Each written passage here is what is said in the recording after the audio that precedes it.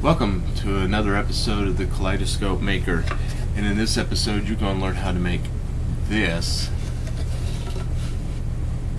and what it is for. So stay tuned. Oh, and make a kaleidoscope.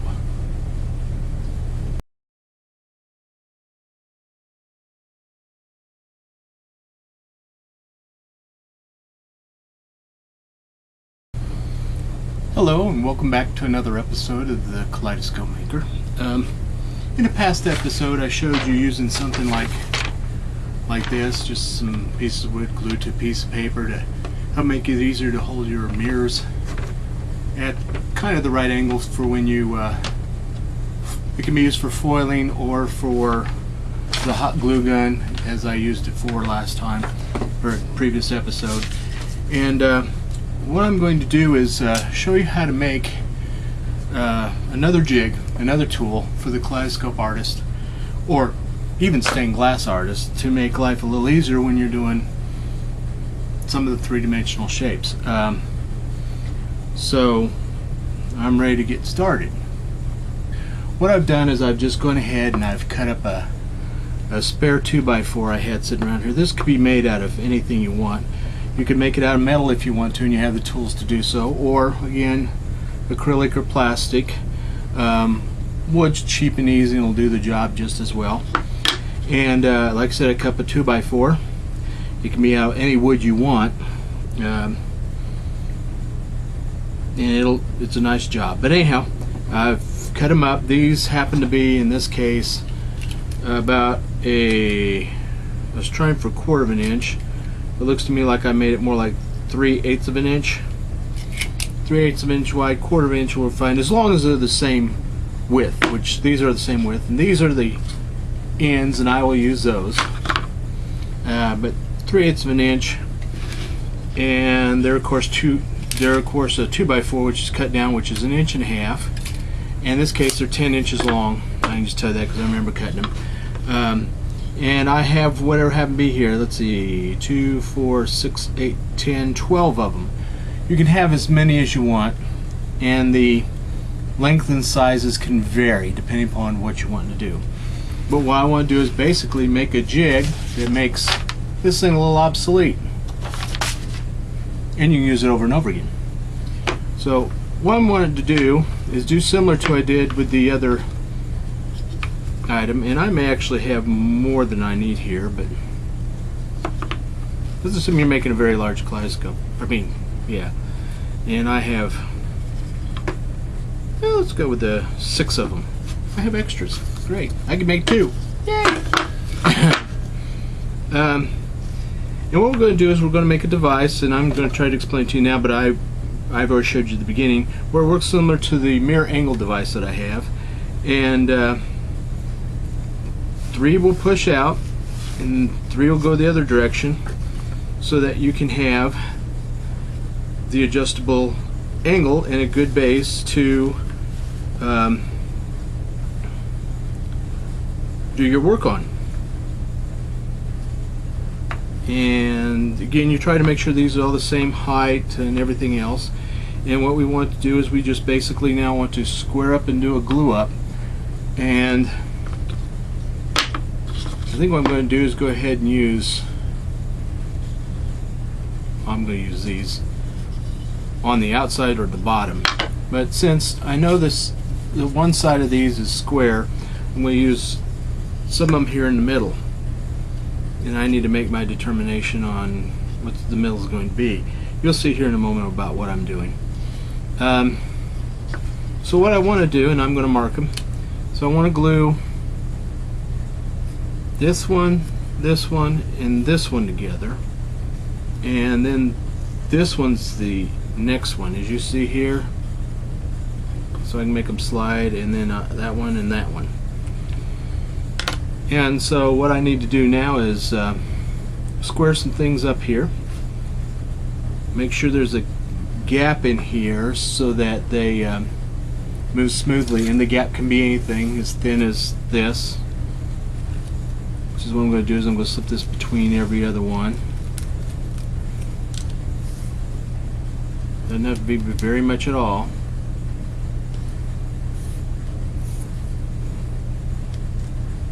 Just something to give it a little bit of spacing.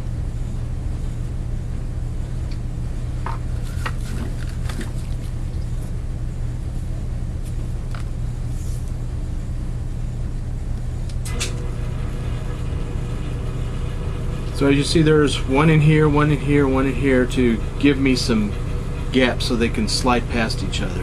Then what I'm going to do is go get some clamps, clamp it together, square up the ends. When I glue this thing on, I'm going to make sure it's square. And I shall do it.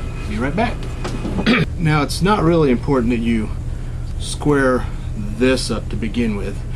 The most important thing is to make sure that when you have it in a closed position, that piece that slides in and touches the other piece, that when they close together, that they are flat and square, or at least close enough. There's going to be some variation again and whatever, but it is important that when they come together that they touch nicely. Doesn't have to be perfect, just good enough.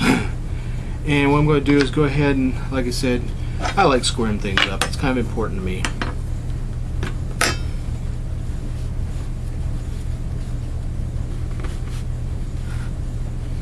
And I'm going to clamp it so that this has some tension. I don't want to really force it closed.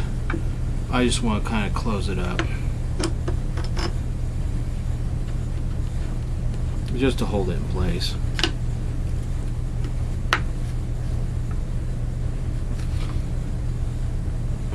Matter of fact, I might want to loosen that just a bit.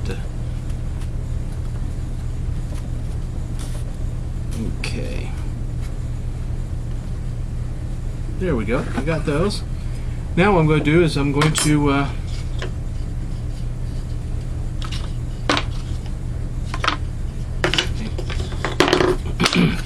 glue one of these things, but I'm only going to glue it onto this one, and this one. And again, you can make this longer, but your pieces will have to be longer.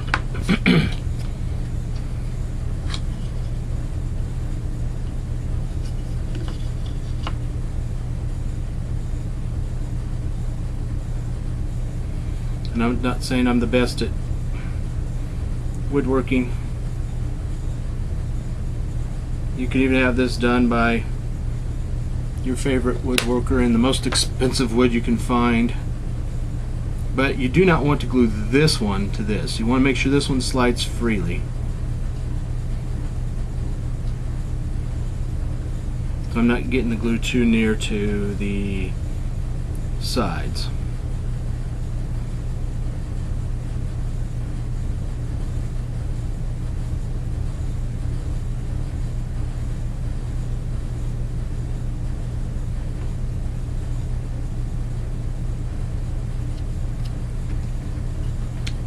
Always handy, has some paper towel handy. Okay. And just because it's me,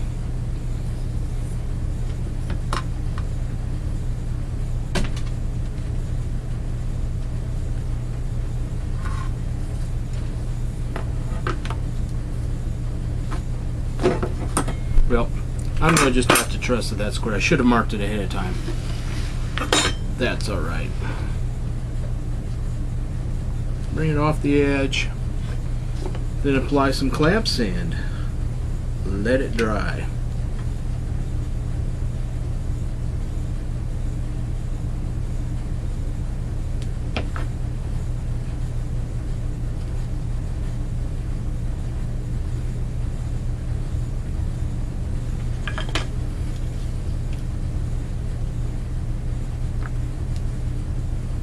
Oops.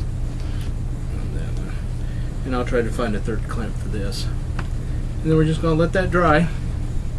And then we do the next step.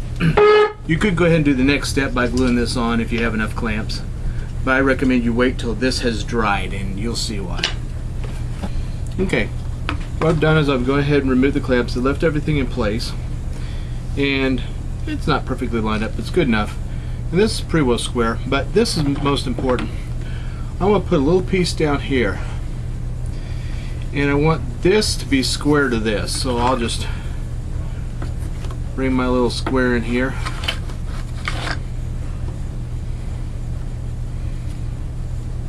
And the reason why I want that is because I plan to put the mirrors in here and have them butt up against something, or the body tube, whatever, and this will help keep them square and equal at the end. It just makes it easier. So I'm just going to go ahead and leave that there, and I'm going to apply some wood here, or some glue. I just went ahead and took one of the normal sticks and cut it in half. You can make this larger, but don't make it as wide as this, because we want to have a little bit of room.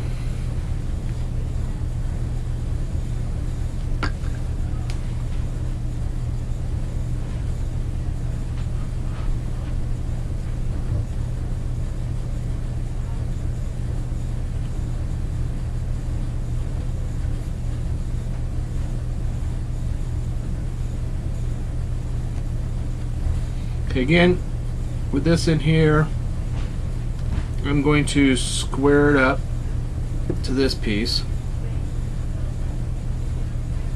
Again, it doesn't have to be absolutely perfect.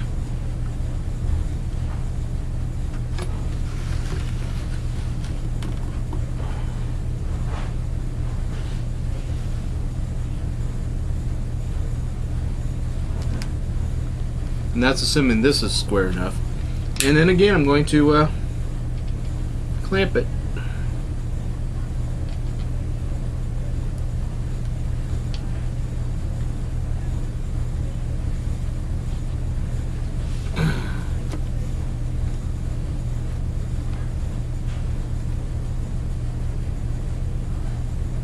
Double check for square. Okay, and then it's time to just let it dry. I didn't want too much coming out here. Clean that up with another stick while I'm at it.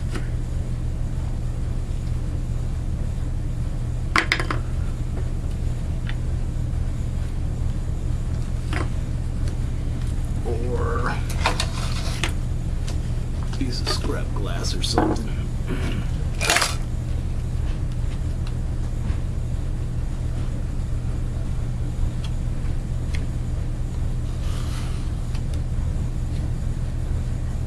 Okay, and then just again let that dry as well.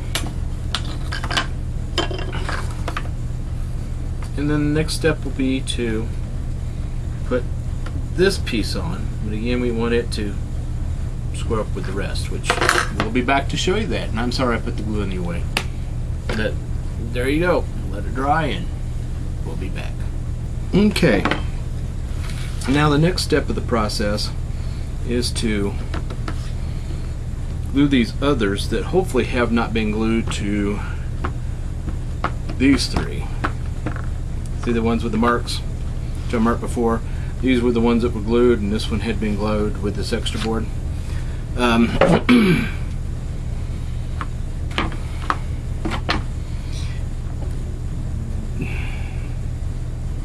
are a variety of ways to deal with this, but what I want to do is basically get this thing shoved up to where I can place that other piece here. But if you're going to put if you're going to use this for mirrors, and you want to have what I call a target, which is again like I used on the angled jig for mirrors, I used a card, which I said you can also use a piece of plastic, marker, whatever. If you're going to use one on this, and it's kind of a decision point at this time, if you're going to put it to where it's inside this piece right here, okay, you'll want to attach it now before you attach your board that goes up against it. The other possibility is just to add it to the top here on top of this one, you know, make an angle, make something or whatever. But again, it's your choice. If you want to put it inside, you got to include it when you're gluing this piece in to give it the appropriate gap, whatever the gap may be. If you're going to put it on top, then you can put this thing right there. This should not be flush up against it. You want to be able to move some, so you do want to have a little bit of a gap in there anyway. But the important thing is it does need to be up against this board, preferably as flush and flat as you can get. Again, don't go overboard. It'll work. And what I'm going to do now is just slide. This hasn't been glued in there. Oh, I'm lucky it hasn't been glued in there. Slide these pieces down.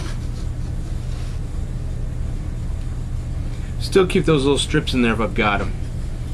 And then I'm going to put this piece here, leaving just a fraction of a gap.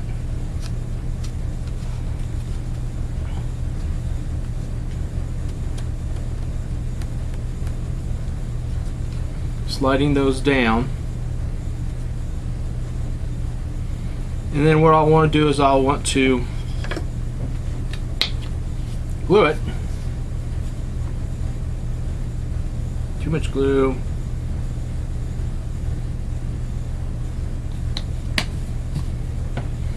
Glue it into place. Try not to glue it to this board.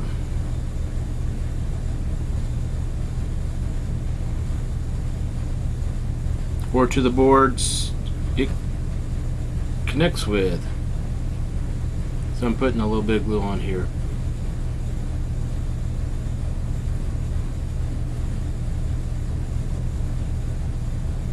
This one has way too much glue.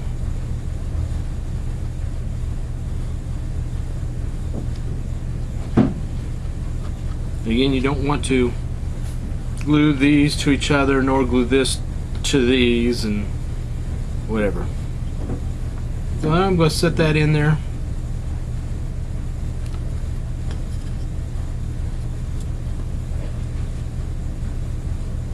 Give it a little bit of a gap down here. Hopefully, again, these things might be a little bit off, but you can adjust them to a certain degree when you do the next step. Or shove some of these into their spacers. You got extras. Always a good idea to have extras. And then you can either hold this down or again clamp them. I'm thinking this time I'll probably just hold it down with some heavy weight.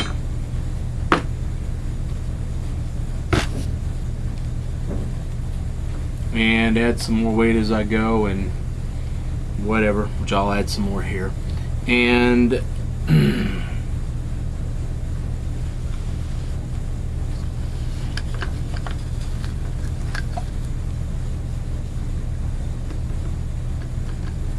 that's the idea. Now let that dry. Hopefully again, this piece is not glued to this or here, and this piece is not glued here, and these two pieces, these three pieces right here, are not glued to this or to these, because we want them to slide in and out. And that should help us make the first part. But then I'm going to show you how to build it so it works nicely. So there you go. I'm going to add some more weight, and hopefully we're going to let it dry, and then we'll continue this endeavor. After letting this dry and clamping it, we now have this device here. And if it gets a little tight someplace, what you want to do is you want to find out, this should move relatively easy. You want to find out where it's getting tight at. And I can see it's getting tight right in here. And you really don't want, it doesn't wobble too terribly much, so it's still pretty square. But what I will do is I will come in here with a file or a scraper, which can be as simple as a scrap piece of glass, and I will take out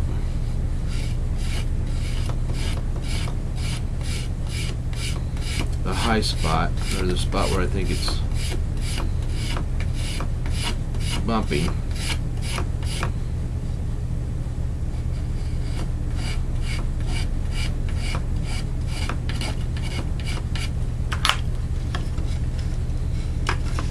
Until I feel it runs smooth. That is smoother. Still a little tight in there. I can take some from the other piece too.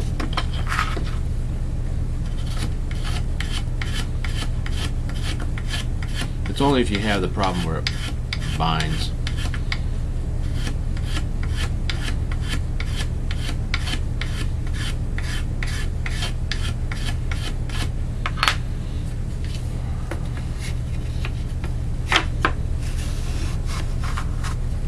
That's a lot better.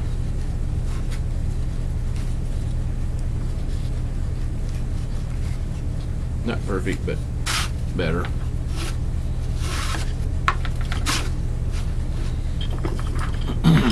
But anyhow, next step is really, this is usable the way it is. But what I like to do is I like to add on the back side some extra pieces to help hold it. But again, at this point in time, it's ready to use. Let me just go ahead and show you the additional steps that I will do before I glue on other pieces. You don't have to, but you could add some ruler measurements in here. Let me find my ruler. How about that? I did not get organized this time. No. Anyhow, I can use the ruler off the scale. This is not to the resolution I want it. But I can come right here on the 0, and I could either mark it on this bar right here, which we added, which keeps everything square. By the way, let's see if it's still square. Yep, not moving. Yep, good. Or I could actually measure it right down here on this piece, because then I could have it just inside. Either spot's fine. If you do it here, it'll be based upon this side right here up against here, and basically you can run it right to the point you want it. If it's up here, it'll be based upon right here, or again, if you want some fudge factor for thicknesses and stuff like that, you could add that in here by putting in your measurement. But for right now, I'm just going to show you. I'm just going to come right up here and put it in at the resolution that this is 1, 2, 3, 4, go on out, and then I have the half. And I'm going to do dots for quarters.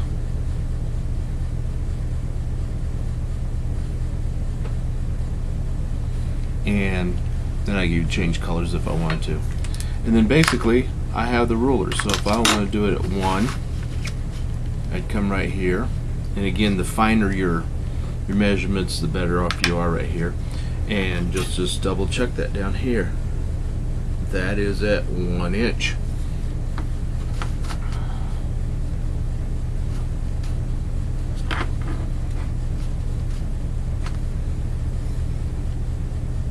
That's at 2 inches. So that's kind of the way this thing works. There's a basic idea, but if you want to hang around a little bit longer and see some other stuff, I'll show it to you. But let me explain the purpose of it. I showed you in the previous video this thing, and it's good to add a stop here, which is what I've done, so you can shove your, you can use it for mirror. Alright? And let's say I want to do these things at almost the thickness of this.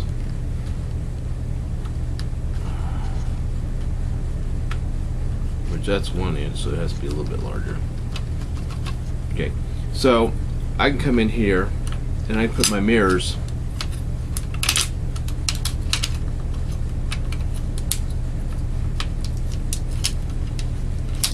in here.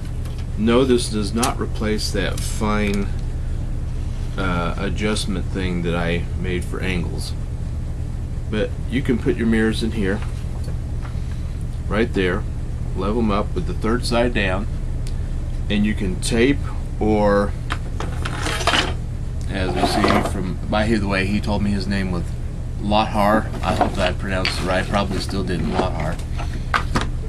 You can use the hot glue gun, hot glue it, or you can use the tape that you like and tape it, and you've got it. Okay, then what you do is you just take it after you got one side, and if this is a regular piece of plastic or something, you can go ahead and drop this down here if they're all the same size.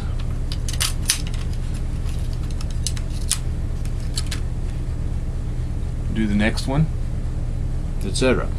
This allows it to be repeatable, and by the way, you shove all the way up here, and that solves making this in flush. That solves that problem with the mirrors. This is a very nice tool, but the main reason why I do it is I can also use it for soldering. I can bring in my soldering components in here and then solder.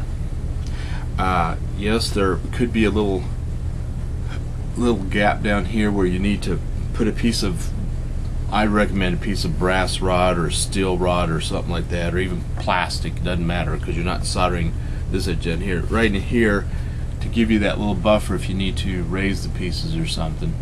We can talk more about that later. Now you have your glass in here, push it down there and solder. Makes a great soldering stand, which is originally what I created it for. And you can also hold things at the correct angle to solder. So I recommend you basically make 2 of these. Okay, now having said all that, and I hope you understand the purpose and reason for this, I'm going to go ahead and show you some of the next steps that I do to make this a little bit better and stronger. Is I will now go ahead and I will typically shove these things out, and I will, didn't cut one, but I will at this point go ahead and glue on a shorter piece, typically going to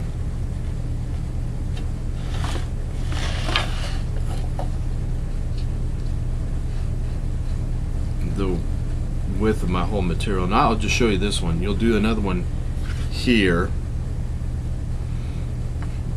and the other option is, when you do that, you'll also want to put a piece, you want to take these things off, you want to take these things off, and you want to glue one here to these 3. Then you'll want another small one that glues to those 3. So what it does, it comes up and basically makes a stop that will stop it about right here. If you use thicker ones, you get a bigger stop. That's why I don't like using thick ones. I usually like using thinner ones. Okay, this is just an added step if you want to do it. Again, it's not necessary. So glue in here, glue in here, glue in here, and glue in here, because these things will bump into each other. And you make sure that if you're on the sliding part, you're on the sliding part. If you're on the fixed part, you're on the fixed part. Okay. Then what that does is it creates a little lift-off stand that these pieces slide with, as you can see here. And then it also creates a stop in the middle that you hope doesn't interfere. By having smaller pieces, it should not interfere with your zeroing here. So that's up to you if you want to do that. Again, right now it's very usable the way it is. A nice little piece of work. adjustable, and it does really help you solder your stuff, and it can also help you with your mirrors. Again, there's many more tools and techniques. I'd recommend 2 of these, one for soldering and one for mirrors, because the solder one can get messed up pretty quickly. Also need cleaning if you spill a lot of solder and stuff like that. Paint it, decorate it, make it out of fancy wood or fancy materials. I don't care. Just if you ever do make and sell these things, which, let me know. I'd like to find out. And there you go. Be sure to, again, let me know about comments, criticisms, ideas, suggestions, other things you'd like to see. But I'm trying to give you a wide variety of stuff, and I'm not trying to go into too much detail. I'm just trying to let you see how these things work and how to make your life a little easier, to make kaleidoscopes, and actually how to make kaleidoscopes. So I hope you're enjoying them. So I hope you enjoyed this episode of the Kaleidoscope Maker. And again, I hope you find the tools that I'm giving you to be very helpful in your work or your enjoyment of kaleidoscopes. I'm not going to limit it to necessarily tools. I may talk about stands,